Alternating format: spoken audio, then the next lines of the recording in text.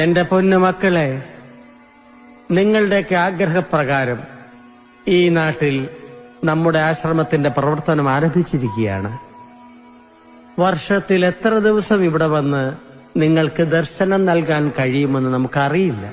Russian പാർലമെന്റിൽ പ്രസംഗിക്കാൻ പോണം, യൂറോപ്യൻ രാജ്യങ്ങളിലെല്ലാം പോകേണ്ടതുണ്ട്, ഇന്ത്യയിലും വിദേശത്തുമായി പാവങ്ങൾക്കുള്ള വീട് പണി നടന്നുകൊണ്ടിരിക്കുകയാണ്.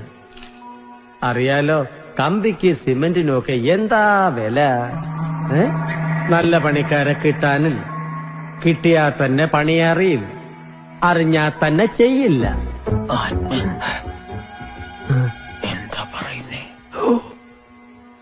എന്റെ പൊന്നു മക്കളെ, നിങ്ങളുടെ സങ്കടങ്ങൾ തീർക്കാനാണ് നാം ഇവിടെ വന്നിട്ടുള്ളത്. ഇനി നിങ്ങൾക്ക് സങ്കടങ്ങളില്ല. എല്ലാം ഇന്നു മുതൽ